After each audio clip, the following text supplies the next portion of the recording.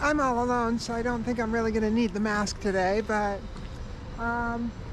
despite how dreadful of a day it is, I figured I would come down to downtown Norfolk and take a little walk around.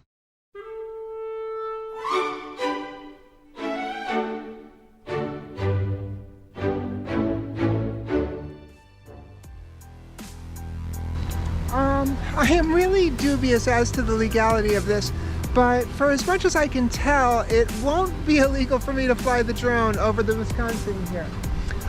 So if anybody likes ships and has been on YouTube or been watching any YouTube, then you probably have seen the Battleship New Jersey Memorial and Museum with Ryan Szymanski. Well, I have watched like all of his 600 videos or however many he's made. They've been absolutely fascinating and really, really helpful in keeping me kind of excited about shipping in the time that I've been off. So it's not the New Jersey, but it's pretty damn close. So it's kind of neat to see this up close. I've taken the tour sometime before, but when I got off a ship here a couple years ago, I actually went through the Wisconsin. It was absolutely fascinating.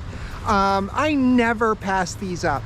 Whenever I see a museum ship, even if it's a ship I'm familiar with, an old cargo ship, a tug, anything like that, I love to come to these because they've always gotten me really excited about shipping long before I ever made it a business. So being here really is kind of cool.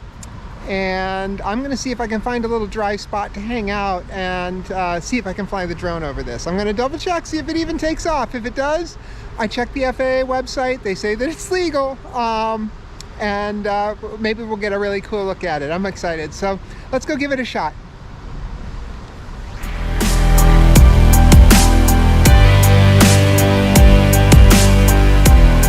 You start to forget just the sheer enormity of the business of shipping.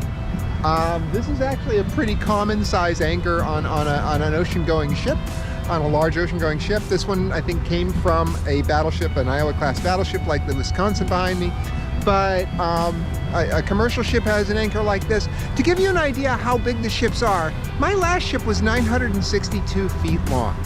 And, you know, being that the average person doesn't really think about shipping all that much, to try and put that in perspective for you, the Titanic was 882 feet long. So I was 80 feet longer and about 50 feet wider than the Titanic. So it's kind of just an enormous business in all of its scope and in all of its dimensions, be it, you know, the amount of horsepower that the engines have, or the length and the breadth of the ship, how many tons and thousands, how many thousands of tons of water that the ship displaces, or even how big the anchor is. I mean, I think that this is probably about 50,000 pounds or 25 tons. So, you know, like they have a little plaque on them a lot of times, and I'll look it up. I'll make sure that I correct it in the video if I need to. The anchor weighs 30,000 pounds and measures 146 inches along the shank and 116 inches across the flukes. Dedicated to the citizens of Norfolk, October 16, 1983. So some basic parts of an anchor. The shank is this long bit here that comes out. There's the shackle. And then these two big parts going up there are the flukes. So the shank lays down at a very specific angle. I think it's 45 degrees. And whenever an anchor works, it works by the chain pulling it down. And now the anchor should flip down this way, and it digs in. But all the anchor does to hold the ship is actually provide a holding point for the chain. It's actually the weight of the chain laying across the bottom that provides friction that holds the ship back. And that loop in the chain is called a catenary.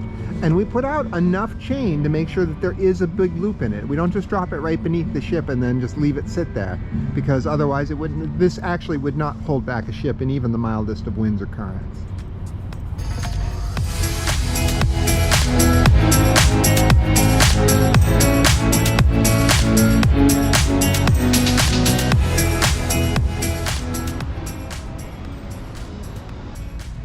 This is pretty cool.